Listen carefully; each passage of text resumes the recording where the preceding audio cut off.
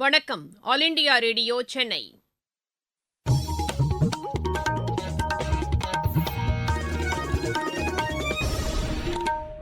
மாநில செய்திகள் வாசிப்பவர் சுமித்ரா ரத்னம். தலைப்புச் செய்திகள்: நாட்டின் பொருளாதார சூழ்நிலை குறித்த வெள்ளை அறிக்கையை மத்திய அரசு இன்று மக்களவையில் தாக்கல் செய்தது. நாடு முழுவதும் நில ஆவணங்கள் டிஜிட்டல் மயமாக்கப்பட்டு வருவதாக மத்திய அரசு தெரிவித்துள்ளது. தமிழகத்தின் கூடுதல் தலைமை தேர்தல் அதிகாரியாக திரு சங்கர்லால் குமாவத் நியமிக்கப்பட்டுள்ளார். வெளிநாட்டு முதலீடுகள் குறித்து தமிழக அரசு வெள்ளை அறிக்கை வெளியிட வேண்டும் என்று அஇஅதிமுக வலியுறுத்தியுள்ளது. பிட்ஸ்பர்க் ஓபன் ஸ்குவாஷ் போட்டியில் இந்தியாவின் வேலவன் செந்தில்குமார் இரண்டாவது சுற்றுக்கு முன்னேறியுள்ளார். இனி விரிவான செய்திகள். நாட்டின் பொருளாதார சூழ்நிலை தொடர்பான வெள்ளை அறிக்கை இன்று மக்களவையில் தாக்கல் செய்யப்பட்டது. மத்திய நிதியமைச்சர் திருமதி நிர்மலா சீதாராமன் இதனை தாக்கல் செய்தார். 2014ஆம் ஆண்டு பிஜேபி தலைமையிலான அரசு பொறுப்பேற்றபோது நிதி நிலைமை மோசமாக இருந்ததாக அதில் குறிப்பிடப்பட்டுள்ளது. முதலீடுகளுக்கு பாதகமாக இருக்கும் என்பதால் அந்த தருணத்தில் வெள்ளை அறிக்கை வெளியிடப்படவில்லை என்றும் அதில் தெரிவிக்கப்பட்டுள்ளது. பிஜேபி தலைமையிலான அரசு மேற்கொண்ட சிறப்பான பொருளாதார நிர்வாகம் காரணமாக தற்போது விரைவான வளர்ச்சி காணப்படுகிறது என்றும் அதில் கூறப்பட்டுள்ளது. இதன் காரணமாக தற்போது இந்த வெள்ளை அறிக்கை வெளியிடப்படுவதாகவும் மத்திய அரசு தெளிவுபடுத்தியுள்ளது. மின் விநியோக கட்டமைப்பை நவீனமயமாக்குவதற்காக பல்வேறு நடவடிக்கைகள் மேற்கொள்ளப்பட்டிருப்பதாக மத்திய மின்துறை அமைச்சர் திரு ஆர் கே சிங் கூறியுள்ளார். மக்களவையில் கேள்வி நேரத்தின்போது இதனை தெரிவித்த அவர், அதிகரித்து வரும் மின் தேவையை பூர்த்தி செய்வதற்காக புதிய மின் உற்பத்தி திட்டங்கள் செயல்படுத்தப்பட்டுள்ளதாக கூறினார். மாற்று எரிசக்தி பயன்பாட்டிற்கும் மத்திய அரசு ஊக்கமளித்து வருவதாக அமைச்சர் குறிப்பிட்டார். குழாய் மூலம் குடிநீர் இணைப்பு வழங்கும் திட்டத்தின் மூலம் 11 கோடிக்கும் மேற்பட்ட ஊரக குடியிருப்புகளுக்கு குடிநீர் இணைப்பு வழங்கப்பட்டுள்ளதாக மத்திய இணையமைச்சர் திரு ராஜீவ் சந்திரசேகர் கூறியுள்ளார். மக்களவையில் கேள்வி நேரத்தின்போது இதனை தெரிவித்த அவர், கடந்த 2019ஆம் ஆண்டு இந்த திட்டம் தொடங்கப்பட்டபோது 3 கோடி குடியிருப்புகள் மட்டுமே குழாய் மூலம் குடிநீர் இணைப்பு வசதியை பெற்றிருந்ததாக கூறினார். தற்போது இந்த எண்ணிக்கை 14 கோடியே 24 லட்சமாக அதிகரித்துள்ளது என்றும் அமைச்சர் தெரிவித்தார். நாட்டில் உள்ள அனைத்து ஊரக குடியிருப்புகளுக்கும் பாதுகாக்கப்பட்ட குடிநீரை வழங்க வேண்டும் என்பதில் மத்திய அரசு உறுதியுடன் உள்ளதாகவும் திரு ராஜீவ் சந்திரசேகர் கூறினார்.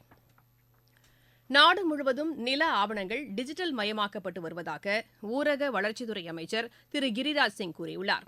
இது தொடர்பான 2 நாள் தேசிய மாநாட்டை புதுதில்லியில் தொடங்கி வைத்து அவர் பேசினார்.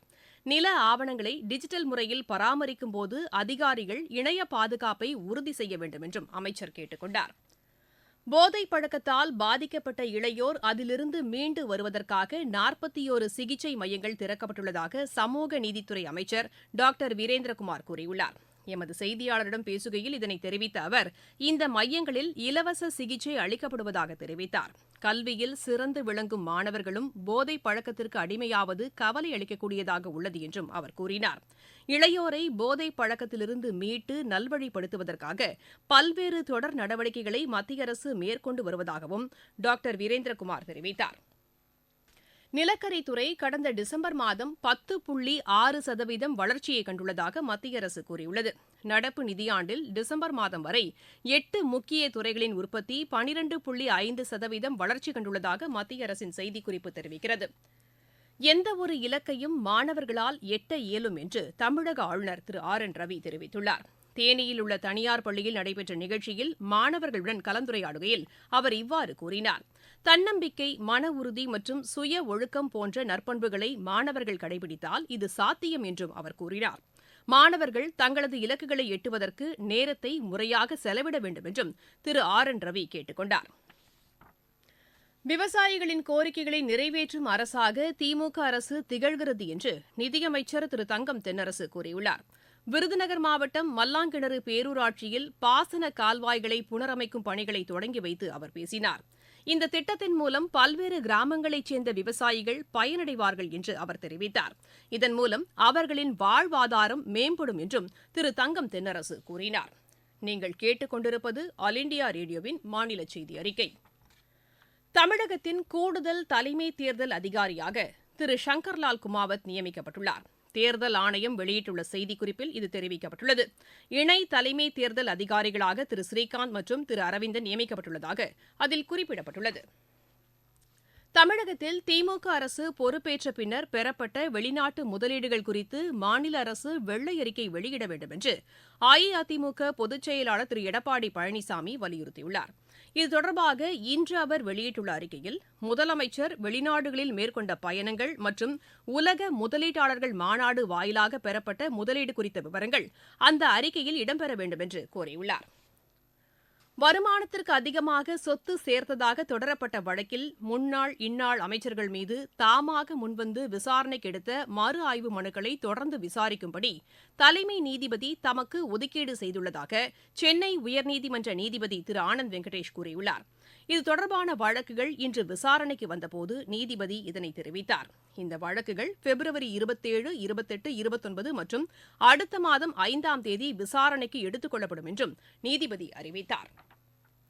சென்னையில் உள்ள 13 பள்ளிகளுக்கு மின்னஞ்சல் மூலம் வெடிகுண்டு மிரட்டல் விடுக்கப்பட்டது குறித்து தொடர் விசாரணை நடைபெற்று வருவதாக சென்னை மாநகர கூடுதல் காவல் ஆணையர் திரு ஆனந்த் சின்ஹா கூறியுள்ளார். இன்று சென்னையில் செய்தியாளர்களிடம் பேசிய அவர், பொதுமக்கள் அச்சம் கொள்ள தேவையில்லை என்றும் கேட்டுக் கொண்டார். இந்த இமெயில் ஒரு புரளி என்னது தெரிய வருகிறது. ஒரு ஹோக்ஸ் மெயில் மாதிரி தெரியுது. ஆனா இது எந்த மெயில் சர்வீஸ் மூலியமா அனுப்பியிருக்காங்க, அது ஒரு ப்ராப்ளமேட்டிக் மெயில் சர்வீஸ், கொஞ்சம் உடனடியாக கண்டுபிடிக்க முடியாது. ஆனா நாங்க தொடர்ந்து விசாரணை பண்ணிட்டு இருக்கோம். இந்த இமெயில் அனுப்பிய நபரை கண்டறிய நடவடிக்கை மேற்கொள்ளப்பட்டு வருகின்றன. பொதுமக்கள் பதட்டம் அடைய வேண்டாம் என்ன கேட்டுக்கொள்ளப்படுகிறார்கள். இதுல பப்ளிக் எந்த விதமான பேனிக் பண்ண வேணாம். டோட்டல் ஒரு 13 ஸ்கூல்ஸ்ல இதுவரைக்கும் இமெயில் இந்த மாதிரி வந்திருக்கு. நிறைய ஸ்கூல்ஸ் செக் பண்ணிட்டோம், பிடிடிஎஸ் டீம் வச்சு, எந்த விதமான இஷ்யூஸ் இல்ல. கன்னியாகுமரி மாவட்டத்தில் உள்ள புகழ்பெற்ற தோவாளை மலர்ச்சந்தையில் பூக்களின் விலை வெகுவாக அதிகரித்துள்ளது. நாளை தை அமாவாசையை ஒட்டி பூக்களின் விலை அதிகரித்துள்ளதாக எமது செய்தியாளர் தெரிவிக்கிறார். நாளை தை அமாவாசையை ஒட்டி கன்னியாகுமரி மாவட்டம் தோவாளை மலர் சந்தையில் பூக்களின் விலை கடுமையாக உயர்ந்துள்ளது. பிச்சி, மல்லிகை பூக்களின் தேவை பொதுமக்கள் மத்தியில் அதிகரித்துள்ளது. இதனால் தோவாளை மலர் சந்தையில் பிச்சி மற்றும் மல்லிகை பூக்களின் விலை கடுமையாக உயர்ந்துள்ளது. தோவாளை மலர் சந்தையில் நேற்று கிலோ ஒன்றிற்கு 1200 ரூபாய்க்கு விற்கப்பட்ட பிச்சி பூவானது இன்று விலை உயர்ந்து 2000 ரூபாயாகவும், மல்லிகைப்பூ 900 ரூபாயிலிருந்து 1500 ரூபாயாகவும் விலை அதிகரித்துள்ளது. மேலும் வாடாமல்லி 150 ரூபாய்க்கும், ரோஜா 10 எண்ணம் 50 ரூபாய்க்கும், கேந்தி, செவ்வந்தி, அரளி போன்ற பூக்களின் விலை 150க்கும் விற்பனை ஆகிறது. கன்னியாகுமரியிலிருந்து குமரன். மாவட்டச் செய்திகள். திருநெல்வேலியில் நடைபெற்ற நிகழ்ச்சியில் பங்கேற்ற சட்டப்பேரவைத் தலைவர் திரு அப்பாவு மகளிர் சுய உதவிக் குழுக்களுக்கு நலத்திட்ட உதவிகளை வழங்கினார். வேலூர் மாவட்டம் கரிகிரியில் நகர்ப்புற வாழ்விட மேம்பாட்டு வாரியம் சார்பில் கட்டப்பட்டுள்ள 400 அடுக்குமாடி குடியிருப்புகளை திறந்து வைத்த மாநில அமைச்சர் திரு துரைமுருகன் பயனாளிகளுக்கு சாவிகளை வழங்கினார். திண்டுக்கல் மாவட்டத்தில் 56 கோடி ரூபாய் மதிப்பிலான அரசு நலத்திட்ட உதவிகளை மாவட்ட ஆட்சியர் திருமதி பூங்கொடி மகளிர் சுய உதவிக் குழுவினருக்கு இன்று வழங்கினார். விளையாட்டுச் செய்திகள். பிட்ஸ்பர்க் ஓபன் ஸ்குவாஷ் போட்டியில் இந்தியாவின் வேலவன் செந்தில்குமார் 2வது சுற்றுக்கு முன்னேறியுள்ளார். ஆடவர் ஒற்றையர் பிரிவு முதல் சுற்று ஆட்டத்தில் அவர் 11-2, 7-11, 11-6, 11-8 என்ற செட் கணக்கில் ஜப்பானின் ரைனோ சுகே சுகுவை வென்றார். இலங்கையில் நடைபெற்று வரும் சர்வதேச சேலஞ்சர் பேட்மிண்டன் போட்டியில் இந்தியாவின் சித்தார்த் பிரதாப் சிங் காலிறுதிக்கு முன்னேறியுள்ளார். இன்று நடைபெற்ற ஆடவர் ஒற்றையர் பிரிவு காலிறுதிக்கு முந்தைய சுற்று ஆட்டத்தில் அவர் 21-18, 20-22, 21-18 என்ற செட் கணக்கில் இலங்கையின் பவ்னேகா குணதிலகாவை வென்றார். அசர்பைஜானில் நடைபெற்று வரும் பேட்மிண்டன் போட்டியின் முதலாவது தகுதிச் சுற்று ஆட்டத்தில் இந்தியாவின் லக்ஷய் சர்மா வெற்றி பெற்றார். மீண்டும் தலைப்புச் செய்திகள். நாட்டின் பொருளாதார சூழ்நிலை குறித்த வெள்ளை அறிக்கையை மத்திய அரசு இன்று மக்களவையில் தாக்கல் செய்தது. நாடு முழுவதும் நில ஆவணங்கள் டிஜிட்டல் மயமாக்கப்பட்டு வருவதாக மத்திய அரசு தெரிவித்துள்ளது. தமிழகத்தின் கூடுதல் தலைமை தேர்தல் அதிகாரியாக திரு சங்கர்லால் குமாவத் நியமிக்கப்பட்டுள்ளார். வெளிநாட்டு முதலீடுகள் குறித்து தமிழக அரசு வெள்ளை அறிக்கை வெளியிட வேண்டும் என்று அஇஅதிமுக வலியுறுத்தியுள்ளது. பிட்ஸ்பர்க் ஓபன் ஸ்குவாஷ் போட்டியில் இந்தியாவின் வேலவன் செந்தில்குமார் 2வது சுற்றுக்கு முன்னேறியுள்ளார். செய்தி அறிக்கை நிறைவடைகிறது.